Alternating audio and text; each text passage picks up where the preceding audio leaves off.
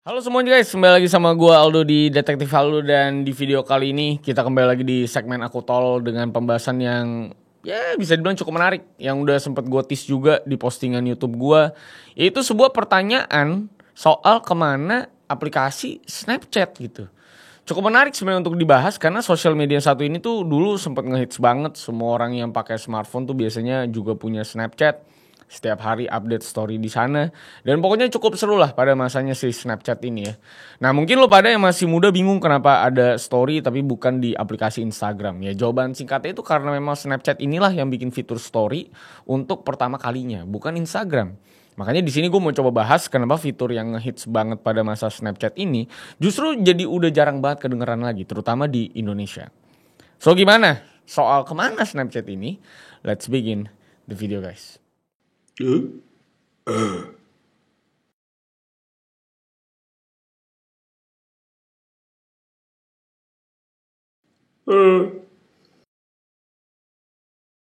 lost myself. I waited still. Oke, kalau ngomongin hal-hal yang udah 10 sampai 15 tahun yang lalu, sekali lagi gue kayaknya mesti jelasin cukup rinci dulu di sini karena ternyata setelah gue ngobrol sama banyak orang udah mulai ada generation gap kayaknya gue sama anak-anak muda sekarang ya. Jadi di sini gue bakal jelasin dulu apa itu Snapchat dan kenapa dia bisa jadi ngehits banget pada masa-masa viralnya di tahun 2011-an ke atas. Dan gue bakal jelasin juga kenapa dia mungkin gak sustainable itu ya kalau dibandingkan sama Facebook atau Instagram di masa-masa sekarang alias di indis ekonomi gitu. Jadi Snapchat sendiri itu rilis kan di tahun 2011. Itu pertama kali gue masuk kampus kayaknya ya. Yang tepat itu di tanggal 8 Juli. Dan tujuan utamanya dibuat aplikasi sosial media ini adalah bukan lain sebagai lahan entertainment penggunanya tentunya. Kurang lebih ya sama kayak Facebook, kayak Instagram dan lain-lain. Dan di masa-masa lahirnya sosmed berbasis gambar atau foto, karena kan memang kalau zaman Friendster dulu tuh atau zaman blog itu kan tulisan doang. Jadi sekarang Snapchat udah mulai ada foto-fotonya. Nah tapi sebenarnya di awal itu mereka nggak langsung launching sebagai Snapchat, tapi nama aplikasi ini tuh awalnya punya nama Peekaboo yang dimulai pada sistem operasi iOS. Tapi setelah beberapa bulan aplikasi ini diluncurkan ulang dan developernya pakai nama Snapchat yang akhirnya kita kenal dari bulan September 2011 sampai sekarang ini. Nah, di awal pembuatan Snapchat ini ada 3 orang yang jadi foundernya. Ketiganya itu adalah Reggie Brown, Evan Spiegel, dan juga Bobby Murphy. Tapi di sini gue secara brief aja jelasin bahwa salah satu di antara mereka itu di outcast setelah baru beberapa bulan awal pembuatan aplikasi ini. Dan bahkan dia itu dikeluarin dari project Snapchat ini sebelum namanya berubah jadi Snapchat bahkan. Jadi dia keluar itu waktu nama aplikasinya tuh masih Peekaboo kayak yang gue bilang tadi. Jadi emang cuma di awal banget sekitar 1-2 bulanan mungkin. Dan itu dramanya cukup ngejelimet lah di kala itu ya. Tapi sebelum lanjut gue, aus ya.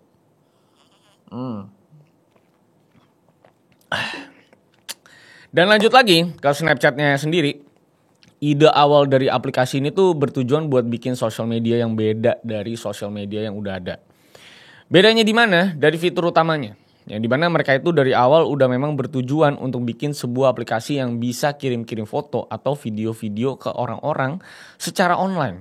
Tapi fotonya itu gak selamanya terposting di home feed akun sosmed lu kayak misalnya di Facebook atau mungkin X. Jadi misi utamanya adalah bikin aplikasi dengan fitur tersebut.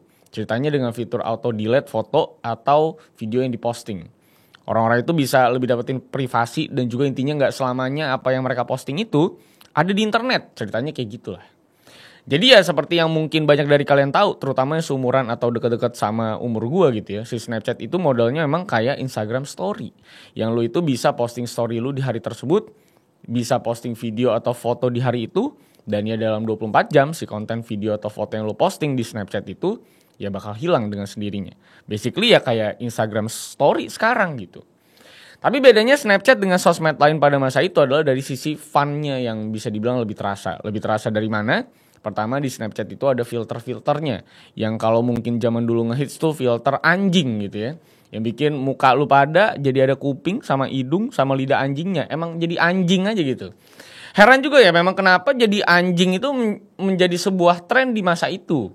Tapi anyway, selain daripada fitur filter kamera Snapchat yang udah integrated di dalam aplikasinya, Di Snapchat juga nggak ada yang namanya angka secara publik. Jadi lu pada yang pernah pakai Snapchat di zaman dulu pasti tahu kalau di sana itu nggak ada yang namanya hitungan likes ataupun hitungan followers.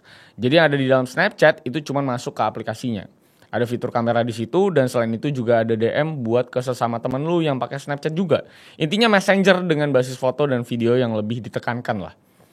Nah, mungkin tapi kalau tadi gue sempat sebut Snapchat itu basically kayak Instagram Story, yang sebenarnya terjadi itu sebenarnya kebalik. Karena yang benar itu adalah memang Instagram Story itu yang kayak Snapchat, bukan sebaliknya. Karena ya pada kenyataannya Instagram itu dulu fokus di feed Instagramnya doang, tanpa ada bulat-bulat IG Story seperti yang kalian lihat di hampir 10 tahun ke belakang. Jadi buat lu pada yang mungkin gak ngalamin yang namanya Snapchat, fitur Story itu awalnya ada dari Snapchat. Sebelum akhirnya Instagram meniru fitur utama Snapchat tersebut untuk jadi fitur tambahan di aplikasi dia sendiri. Panik kan lo kalau dengernya kan. Orang dari awalnya kalau bersosmed itu punya 2 akun jadinya tuh. Punya Snapchat dan juga Instagram. Nah sekarang biasanya orang ya mayoritasnya punya Instagram doang. Karena dulu kan biasanya kalau orang mau ngepost feed itu ya mediumnya adalah Instagram. Dan kalau mau story-story yang dalam 24 jam kehapus dengan sendirinya, orang biasanya pakai Snapchat. Jadi butuh 2 aplikasi gitu. Sekarang 1 aja. Terus di tahun 2016 tiba-tiba memang semuanya diobrak-abrik sama Instagram dengan bikin Instagram Story yang benar-benar identik fiturnya dengan Snapchat. Yang di dalamnya itu juga ada filter anjing kesukaan para pecinta selfie. Udah gitu sama-sama dalam 24 jam juga hilang itu foto atau videonya. Dan yang paling penting adalah di Instagram itu lu sebagai viewer bisa dapat privasi lebih daripada Snapchat. Karena kalau di Snapchat itu kalau lu mau tahu, kalau lu ngeliat story orang dan lu screenshot itu story, si orang yang ngepost itu bakal ke notif. Dan lu bakal ditandain kalau lu itu nge-screenshot story lu. Jadi kan gak bisa share-share yang ngegibahin orang gitu kan. Makanya ini jadi sebuah disadvantage juga sebenarnya buat Snapchat. Karena di satu sisi Snapchat itu revolusioner dengan jadi aplikasi yang nge-highlight fitur foto atau video secara spontan. Tapi di satu sisi juga dia kalah inovasi dan eksekusi dengan pesaing utamanya yang adalah Instagram di tahun 2016. Karena di saat itu benar-benar Instastory itu semuanya jadi pada pakai semua. Mulai banyak juga tuh transisi usernya yang pakai Instastory dibandingkan pakai Snapchat gitu kan. Karena walaupun di saat itu fitur story Instagram belum terlalu matang dan banyak kekurangannya, tapi di saat yang bersamaan Instagram itu user base-nya tuh udah benar-benar mendunia banget. Sedangkan kalau Snapchat itu user terbesarnya itu masih localized di Amerika Serikat dan memang budaya Amerika banget, privasi banget gitu kan. That's why tidak heran kalau user Instagram Story itu bisa melejit sebegitunya dibandingkan dengan user Snapchat yang jauh lebih linear grafik kenaikannya dari tahun ke tahun. Bahkan kalau ngomongin dari semenjak Instagram merilis copycat Snapchat di tahun 2016, fitur story-nya itu, mereka cuma butuh sekitar 1 tahun buat ngebalap jumlah user Snapchat. Yang per Agustus 2018 itu pengguna Instastory itu udah sampai ke angka 400 juta orang. Sedangkan di saat yang bersamaan Snapchat baru ada di angka 188 jutaan orang doang. Walaupun ya sebenarnya nggak aneh juga karena Instagram itu di belakangnya ada Meta gitu kan, maksud gue ada Mark Zuckerberg gitu. Tim back end-nya udah gila-gilaan banget. Jadi emang nggak bisa dibandingkan juga sebenarnya kalau dari sisi usernya secara murni gitu kan. Dan kalau ngomongin faktor lain yang bikin Snapchat terlambat dalam berinovasi juga ada dalam hal fiturnya yang ceritanya tidak sekapitalis platform lain. Karena walaupun semua sosmed yang pernah kita lalui dari generasi ke generasi itu tujuan utamanya adalah buat mempermudah hubungan dan membangun sebuah kehidupan sosial di internet, tapi kita yang udah lama pasti tahu lah kalau dari waktu ke waktu semua sosial media itu berubah dari yang sekedar sosmed buat seru-seruan sama teman-teman, jadi akhirnya media posting tulisan, foto, dan video. Lama-kelamaan kan ini semua berubah tentunya menjadi social commerce dan akhirnya adalah platform tersebut harus dapetin uang buat balik modal. Gak usah jauh-jauh lah sebenarnya. Kalau lu lihat YouTube, kita lihat Instagram, kita lihat Facebook sekarang, semuanya itu bukan cuma jadi social media doang, tapi sekarang udah bertambah fungsinya jadi social commerce. Jadi dari sisi aspek social medianya tetap ada, tapi di situ orang juga jadi bisa jualan dan dapetin duit juga dan sekalian platformnya bisa ngimplan yang namanya iklan-iklan gitu. Intinya semuanya jadi tempat jualan lah untuk platform maupun usernya. Dan hal ini juga kebagi jadi 2 lagi, yaitu dari masalah behavior platformnya dan juga fitur-fitur yang disematkan sama mereka. Coba lu lihat YouTube, dulu slogannya kan broadcast yourself, sedangkan sekarang isinya monster-monster semua, udah bukan kreator-kreator indie lagi yang gede-gede gitu. Tapi sekarang stasiun TV udah cepet banget ngupdate konten-konten mereka ke YouTube karena krunya juga banyak banget kan. Terus dari sisi kreatornya juga udah perusahaan semua rata-rata udah banyak sekali disadvantage kalau lu nggak punya modal duit gede atau kamera bagus dan cuman bermodalkan semangat broadcast yourself gitu ya, tanpa apapun yang unik dari diri lu atau ada modal yang besar gitu ya. Itu bakal berat banget sekarang broadcast yourself di YouTube. Jadi emang dari tahun ke tahun semuanya berubah. Yang penting emang tujuannya adalah cuan-cuan untuk balik modal gitu kan dan ekspansi. Terus kalau kita lihat Instagram juga udah bisa shopping di sana. Di Facebook juga forum jual beli udah bukan di grup-grup doang lagi, tapi udah sampai ada Facebook Marketplace-nya juga. Udah gitu YouTube juga sekarang bisa YouTube Shopping pakai card-nya yang udah ada di kolom deskripsi. Tinggal dimasukin aja produk-produk yang mau dijual sama si kreatornya. Jadi emang semuanya udah berubah aja ke arah sana dan di sini gua nggak ngomong salah bener ya. Intinya ini cuman ngomongin masalah behavior-nya aja yang berubah ke arah cuan. Karena kan sempat ada ya, namanya David Cage juga sempat nulis bahwa pada masanya, lu akan melihat aspal jalanan pun akan menjadi iklan dan buat ladang cuan-cuan para kapitalis gitu. Nah sedangkan kalau kita balik lagi ke sisinya si Snapchat, mereka tuh bisa dibilang tidak mengejar hal-hal tersebut dengan cekatan atau menggayat pasar global untuk bisa dapetin duit gitu. Karena ya kenapa Snapchat bisa masih ada sampai sekarang pun ya karena di Amerika Serikatnya sendiri mereka itu masih diminati juga sama anak-anak muda Amerika Serikat yang mungkin mengutamakan privasi juga. Ya dimana setelah gue cari-cari alasan kenapa mereka masih pakai Snapchat juga agak nggak masuk akal ke pemahaman gue dan gue masih nggak paham juga sih kenapa mereka masih pakai Snapchat. Oke, dari beberapa pendapat yang gue dapat secara online, ada beberapa alasan yang ngebuat mereka itu masih stay pakai Snapchat. Dari mulai mudah, tinggal buka aplikasinya terus jepret, kirim, dilihat, dibales, done gitu. Terus dari sisi little judgment, alias konten-konten yang dikirim itu kan pasti video-video atau foto-foto ngasal yang asal jepret doang. Jadi emang sekedar buat kirim-kiriman info secara visual atau audio visual aja gitu, secara amatir. Nggak perlu bagus-bagus banget kayak di platform media yang lain.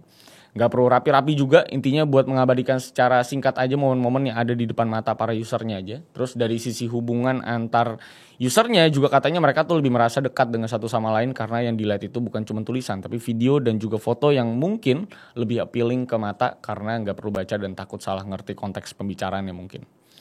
Dan kenapa gue bingungin faktor-faktor yang katanya adalah alasan utama kenapa mereka masih pakai ini adalah karena ya semuanya bisa lo lakukan kan sebenarnya di Instagram atau di platform lain yang sekarang udah punya fitur story semua gitu. Bahkan WhatsApp aja, Telegram aja semua ada gitu. Walaupun ya di sini juga gue sama sekali gak bilang Instagram tuh lebih buruk daripada Snapchat. Karena dari beberapa kalian yang komen di postingan gue soal Snapchat ini di YouTube, itu juga ternyata masih banyak yang pakai dan masih aktif juga sosmednya.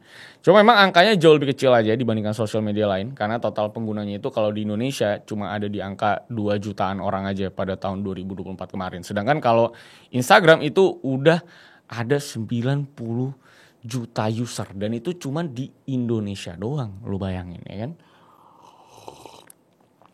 Jadi kalau ngomongin apakah Snapchat gagal dalam kenyataannya, ya sebenarnya gak bisa dibilang gagal juga. Yang gagal mah past tuh, itu karena privasi parah gitu. Karena memang sampai saat ini pun Snapchat masih nge-generate banyak banget duit dan juga usernya masih banyak banget juga, walaupun ya jelas gak sebanyak Instagram dan Facebook. Karena dari kuartal 1 2025 aja Snapchat itu bisa ngasilin 36 miliar dolar dengan total user sebanyak 453 juta orang di seluruh dunia. Dan kalau ngomongin Snapchat yang sekarang pun mereka udah mulai sama dengan platform lain dengan banyaknya fitur video shorts, ada yang untuk publiknya juga. Dan ya sekarang mereka juga bahkan udah jadi social commerce sendiri juga dengan Snap Store dan fitur-fitur seperti yang namanya platform lain. Akhirnya mereka mulai beradaptasi gitu buat cari duit gitu ya. Jadi kalau ngomongin apakah Snapchat gagal sekali lagi ya tidak, tapi lebih ke gak berhasil secara global aja dan marketnya pure ada di Amerika Serikat mayoritasnya. Dan gimana kalau dari lu pada yang nonton, apakah ada yang masih pakai Snapchat dan mungkin aktif di sana? Gimana menurut lu Snapchat itu masih relevan atau tidak sekarang? Perbedaannya sama Instagram kayak gimana menurut lu semua? Atau malah kalian semua udah meninggalkan aplikasi yang satu ini sejak Instagram Story muncul dan dipakai semua orang dan lu lelah menjadi anjing lagi di Snapchat gitu ya. Silakan berikan testimoni kalian terkait dengan Snapchat. Gue pribadi sih sebenarnya sempat menggunakan Snapchat itu bentar banget ya karena gue emang kagak terlalu suka pakai sosmed. Emang gue pakai sosmed cuman buat ngeliatin konten-konten lucu menurut gue yang suka gue share-share itu. Lucu gue tuh unik, nanti kalau mungkin kita sudah berteman gue akan kirim short search yang sering banget gue tonton ya. Komedi harian gue itu ya. Tapi itu dia soal Snapchat, kemana Snapchat gitu ya. Banyak banget media yang platform-platform yang berguling-guling kayak gini ya. Tapi mungkin menarik kalau suatu saat kita bakal bahas Pet, salah satu sosial media yang mungkin dulu sangat serius gue pakai karena emang isinya cuman pure teman-teman kita doang tuh. Seru juga memang. Sampai jumpa semuanya di video aku tolol lainnya tentang platform-platform atau sosial media lain yang sempat meramaikan kehidupan kita gitu ya. Kalian silahkan terus untuk testimoni kalian. Terima kasih sudah menonton sampai akhir. Jangan lupa like, share, dan subscribe. Follow gue di @rivalsantosa. Sampai jumpa di video aku tolol lainnya. Masih banyak hal-hal yang bisa mencerdaskan kita ini. Dan semoga di tahun depan kita udah gak tolol lagi. Bye-bye guys. I lost myself. I waited still for a glimmer to arrive.